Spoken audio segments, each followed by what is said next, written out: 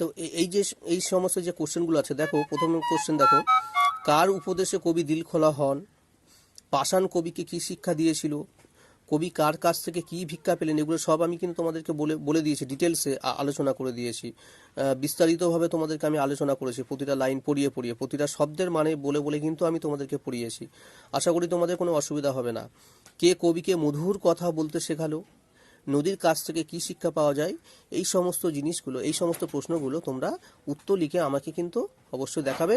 এবং আমি পরবর্তীকালে এই যে 5টা কোশ্চেন আছে, এই কোশ্চেনটা আমি নিজে খাতায় লিখে, উত্তরগুলো খাতায় লিখে তোমাদেরকে আমি গ্রুপে দিয়ে দেবো, তোমরা সেই উত্তরগুলো মুখস্থ করে নেবে, কেমন?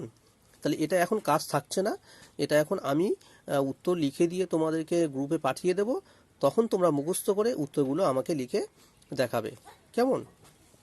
দেখো তারপরে দেখো 4 নম্বরে কি আছে, সন্ধি বিচ্ছেদ আছে, সন্ধি করে লেখো। তোমরা সন্ধি সম্পর্কে তোমাদের ধারণা হয়েছে নিশ্চয়, তোমরা সন্ধি ব্যাপারটা জানো। সন্ধি, স্বরসন্ধি, ব্যঞ্জন সন্ধি, এরকম দুটো সন্ধি আছে। দেখো এখন সন্ধির কতগুলো সূত্র আছে, দেখো প্রথমে দেখো রত্ন যোগ আকর, প্রথম সন্ধিটা আছে রত্ন, রত্ন যোগ আকর। দেখো রত্ন মানে শেষে অ, আর এখানে কি আছে যোগ আ, তাহলে অ যোগ আ কি হয়, আ হয়, তাহলে রত্ন যোগ আকর কি হবে, রত্নাকর, কি হবে, রত্নাকর।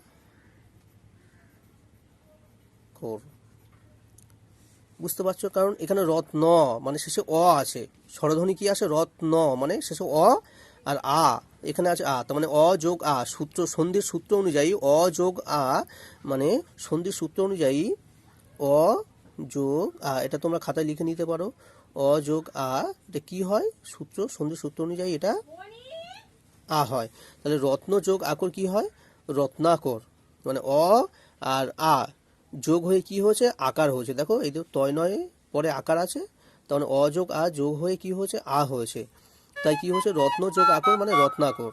ঠিক তেমনি এখানে দেখো মেঘ যোগ আলোক, দেখো মেঘ ঘ, ঘ যখন আমরা পড়ছি, যখন আমরা ঘ পড়বো, ঘ মানে শেষে অ আসছে, তাই না, অ আসছে, আর এখানে কি আছে, যোগ আ আছে, দেখো এখানেও অ, ঘ মানে শেষে অ, আর এখানে কি আছে আ, অ যোগ আ মানে কি হবে, আবার কি হবে, অ যোগ আ মিলিয়ে আবারও আ হবে, তাহলে মেঘ যুক্ত আলোক, তাহলে কি হবে, মেঘালোক, মেঘ যোগ মানে অ যোগ আ মানে আ হবে, তাহলে মেঘা, মেঘালোক, তাহলে উত্তর কি হবে, মেঘালোক।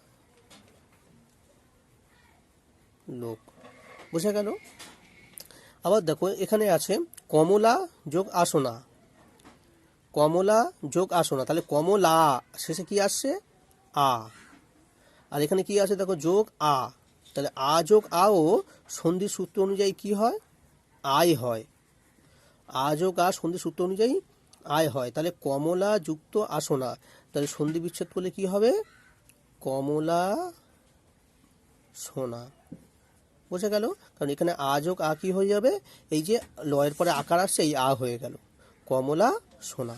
বোঝা গেল?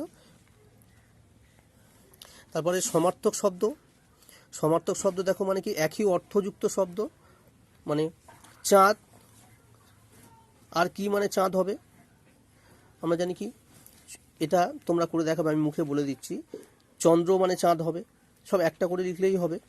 সূর্য, আমরা জানি কি ভানু মানে সূর্য হয়, রবি মানে সূর্য হয়, তাই না, আবার চাঁদ, ইন্দ্র মানে ও চাঁদ হয়, তোমরা যে কোনো একটা লিখে দেখাবে, চন্দ্র লিখতে পারো, ইন্দ্র লিখতে পারো, সূর্য, রবি মানে সূর্য হয়, ভানু মানে সূর্য হয়, তপন মানে সূর্য হয়, পাহাড়টাকে পর্বত, পাহাড়টা কি হবে, পর্বত, মানে এগুলোকে বলা হয় সমার্থক শব্দ, মানে একই অর্থযুক্ত শব্দ, মানে ইন্দ্র মানে চাঁদ, চাঁদ মানে চাঁদ, তাই না, তার মানে একই অর্থ হচ্ছে, সূর্য মানে সূর্য, রবি মানে সূর্য, ভানু মানে সূর্য, তপন মানে সূর্য, পর্বত মানে পাহাড়, বাতাস মানে বায়ু, নদী স্রোতস্বিনী হয়, স্রোতস্বিনী মানে নদী, ঠিক আছে, তারপরে পৃথিবী, বিশ্ব, ধরিত্রী, জগৎ, এগুলো মানে পৃথিবী, সাগর, সমুদ্র মানে সাগর, ঠিক আছে। এইভাবে তোমরা একটা করে সমার্থক শব্দ লিখে আমাকে গ্রুপে কিন্তু দেখাবে, গ্রুপে ছবি তুলে তোমরা পাঠাবে, এই চাঁদের সমার্থক শব্দ কি হবে, সূর্যের সমার্থক শব্দ কি হবে,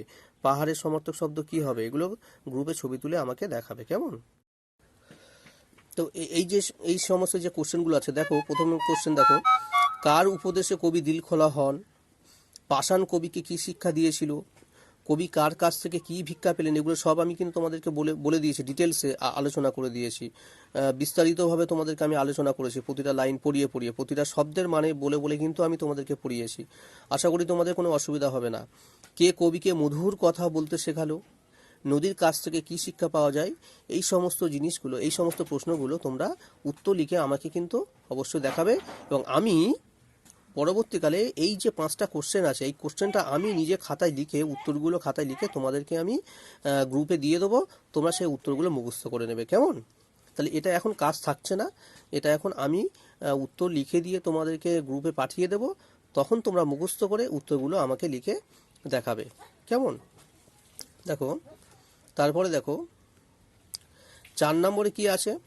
সন্ধি বিচ্ছেদ আছে, সন্ধি করে লেখো। তোমরা সন্ধি সম্পর্কে তোমাদের ধারণা হয়েছে নিশ্চয়, তোমরা সন্ধি ব্যাপারটা জানো। সন্ধি, স্বরসন্ধি, ব্যঞ্জন সন্ধি, এরকম দুটো সন্ধি আছে। দেখো এখন সন্ধির কতগুলো সূত্র আছে। দেখো প্রথমে দেখো রত্ন যোগ আকর, প্রথম সন্ধিটা আছে রত্ন যোগ আকর। দেখো রত্ন মানে শেষে অ, আর এখানে কি আছে? যোগ আ, তাহলে অ যোগ আ কি হয়? আ হয়। তাহলে রত্ন যোগ আকর কি হবে? রত্নাকর। কি হবে? রত্নাকর। বুঝতে পারছো? কারণ এখানে রত্ন মানে শেষে অ আছে, স্বরধ্বনি কি আছে? রত্ন মানে শেষে অ, আর আ এখানে আছে আ, তার মানে অ যোগ আ, সূত্র, সন্ধির সূত্র অনুযায়ী অ যোগ আ, মানে সন্ধির সূত্র অনুযায়ী অ যোগ আ, এটা তোমরা খাতায় লিখে নিতে পারো। অ যোগ আ, এটা কি হয়? সূত্র, সন্ধির সূত্র অনুযায়ী এটা আ হয়। তাহলে রত্ন যোগ আকর কি হয়? রত্নাকর। মানে অ আর আ যোগ হয়ে কি হয়েছে? আকার হয়েছে। দেখো এই তো তয় নয় পরে আকার আছে, তার মানে অ যোগ আ যোগ হয়ে কি হয়েছে? আ হয়েছে। তাই কি হয়েছে? রত্ন যোগ আকর মানে রত্নাকর। ঠিক তেমনি এখানে দেখো মেঘ যোগ আলোক। দেখো মেঘ, ঘ, ঘ যখন আমরা পড়ছি, যখন আমরা ঘ পড়বো, ঘ মানে শেষে অ আসছে, তাই না? অ আসছে, আর এখানে কি আছে? যোগ আ আছে। দেখো এখানেও অ, ঘ মানে শেষে অ, আর এখানে কি আছে? আ। অ যোগ আ মানে কি হবে? আবার কি হবে? অ যোগ আ মিলিয়ে আবারও আ হবে। তাহলে মেঘ যুক্ত আলোক, তাহলে কি হবে? মেঘালোক। মেঘ যোগ মানে অ যোগ আ মানে আ হবে, তাহলে মেঘালোক। তাহলে উত্তর কি হবে? মেঘালোক। বোঝা গেল? আবার দেখো এখানে আছে কমলা যোগ আসনা, কমলা যোগ আসনা, তাহলে কমলা শেষে কি আসছে? আ। আর এখানে কি আছে? দেখো যোগ আ, তাহলে আ যোগ আ ও সন্ধির সূত্র অনুযায়ী কি হয়? আয় হয়। আ যোগ আ সন্ধির সূত্র অনুযায়ী আয় হয়। তাহলে কমলা যুক্ত আসনা, তাহলে সন্ধি বিচ্ছেদ করলে কি হবে? কমলা সোনা। বোঝা গেল? কারণ এখানে আ যোগ আ কি হয়ে যাবে? এই যে লয়ের পরে আকার আসছে, এই আ হয়ে গেল, কমলা সোনা। বোঝা গেল? তারপরে সমার্থক শব্দ। সমার্থক শব্দ দেখো মানে কি? একই অর্থযুক্ত শব্দ, মানে চাঁদ, আর কি মানে চাঁদ হবে? আমরা জানি কি, এটা তোমরা করে দেখাবে, আমি মুখে বলে দিচ্ছি। চন্দ্র মানে চাঁদ হবে, সব একটা করে লিখলেই হবে। সূর্য, আমরা জানি কি ভানু মানে সূর্য হয়, রবি মানে সূর্য হয়, তাই না? আবার চাঁদ, ইন্দ্র মানে ও চাঁদ হয়। তোমরা যে কোনো একটা লিখে দেখাবে, চন্দ্র লিখতে পারো, ইন্দ্র লিখতে পারো। সূর্য, রবি মানে সূর্য হয়, ভানু মানে সূর্য হয়, তপন মানে সূর্য হয়। পাহাড়টাকে পর্বত, পাহাড়টা কি হবে? পর্বত। মানে এগুলোকে বলা হয় সমার্থক শব্দ, মানে একই অর্থযুক্ত শব্দ। মানে ইন্দ্র মানে চাঁদ, চাঁদ মানে চাঁদ, তাই না?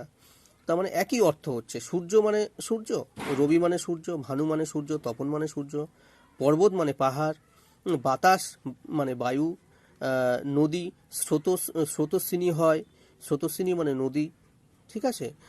তারপরে পৃথিবী, বিশ্ব, ধরিত্রী, জগৎ, এগুলো মানে পৃথিবী, সাগর, সমুদ্র মানে সাগর, ঠিক আছে? এইভাবে তোমরা একটা করে সমার্থক শব্দ লিখে আমাকে গ্রুপে কিন্তু দেখাবে, গ্রুপে ছবি তুলে তোমরা পাঠাবে। এই চাঁদের সমার্থক শব্দ কি হবে? সূর্যের সমার্থক শব্দ কি হবে?